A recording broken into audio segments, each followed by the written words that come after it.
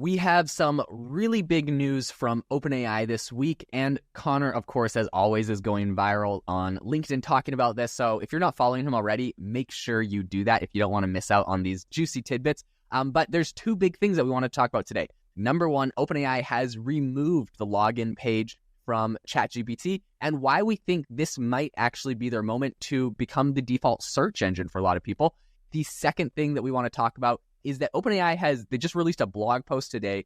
Big news, they're introducing improvements to the fine-tuning API, and they're expanding their custom models program. I'm going to go into all of that. It's a little bit more technical, but I think it has some really big implications for you and also your organization. We'll get into all of that. But let's start off with Connor's viral posts. What has been happening on LinkedIn, Connor? I'm seeing the comments are coming in fast and furious over there. Give us the latest. I've been fascinated by this. So yeah, about a few days ago, OpenAI announced on their blog this title, "Start using ChatGPT instantly," with the subheader that says, "We're making it easier for people to experience the benefits of AI without needing to sign up." So anybody, the way we've been talking about this for the last year has been like, "Oh, do you have a ChatGPT account? Make sure you sign up for a ChatGPT account," et cetera, et cetera. So OpenAI is removing that barrier. Now it's doing it for, the free version, obviously 3.5.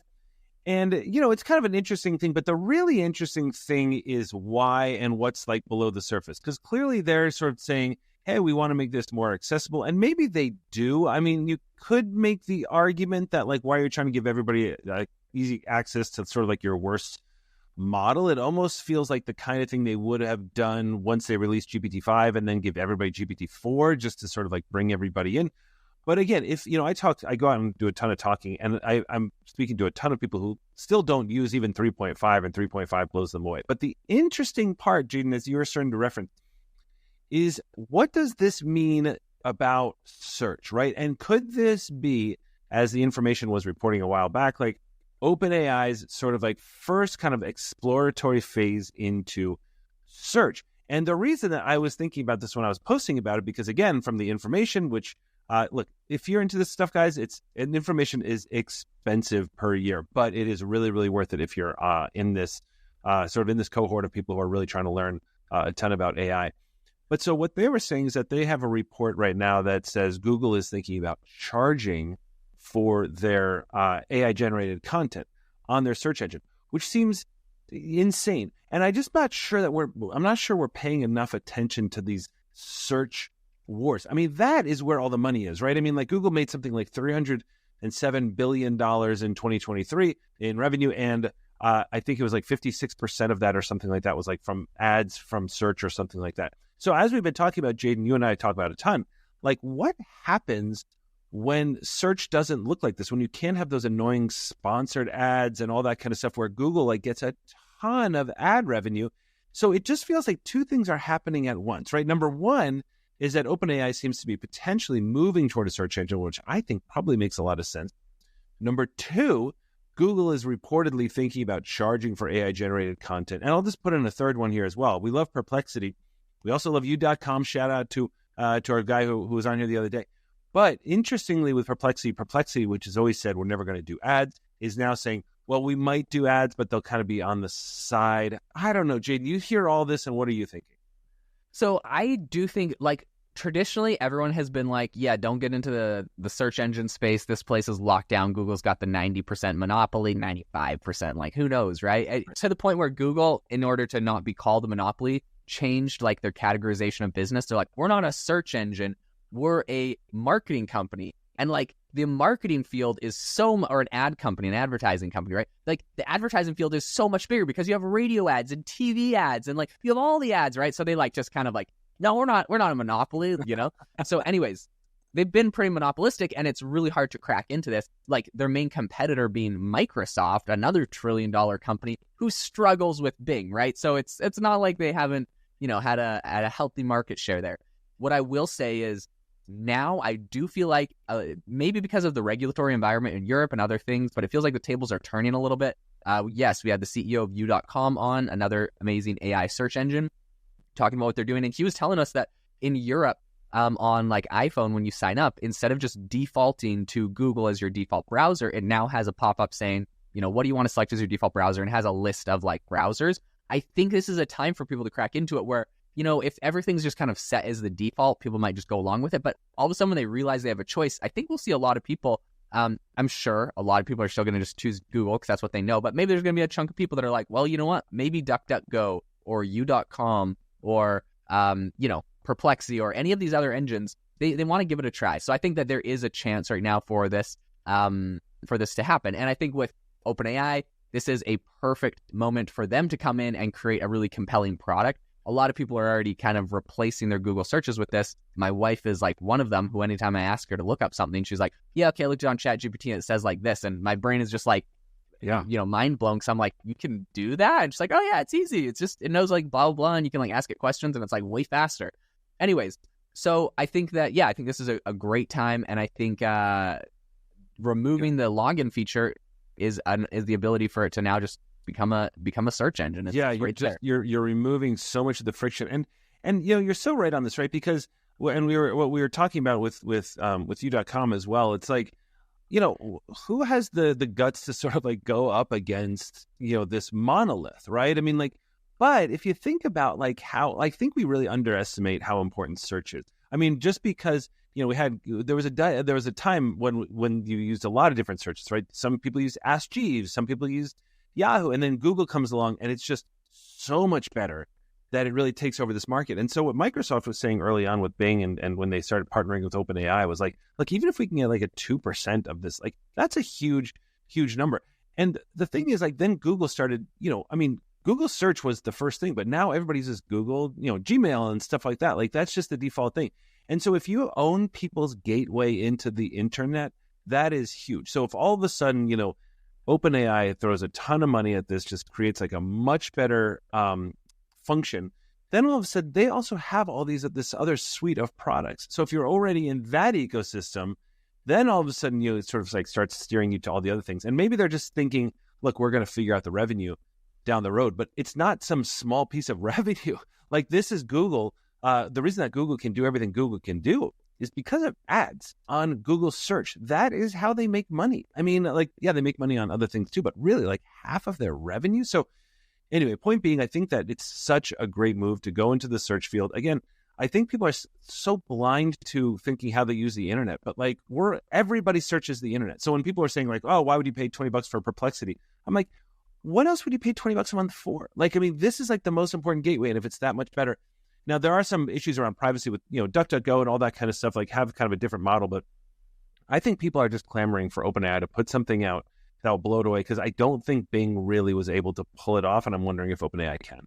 Yeah, I think they'll be able to. The other thing that they are now talking about, the other topic that OpenAI is doing today that we wanted to talk about is the fact that they've said in their blog post, they said, we're adding new features to help developers have more control over fine-tuning and announcing new ways to build custom models with OpenAI. So they actually released this fine-tuning, I think back over a year ago, if I'm not mistaken, or actually, no, so August 2023 was when they first launched this.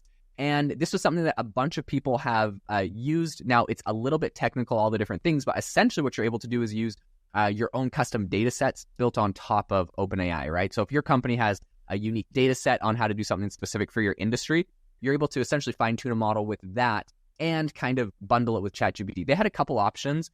They had custom and then self-serve. So self-serve is like you kind of do it yourself, and this is what they're announcing now, which is interesting. Before, it was mostly just custom. So like you had to go and get in contact with OpenAI and make a partnership. And I saw some people saying you had to spend like millions of dollars with them in order for this to be like a viable thing that they would do with you.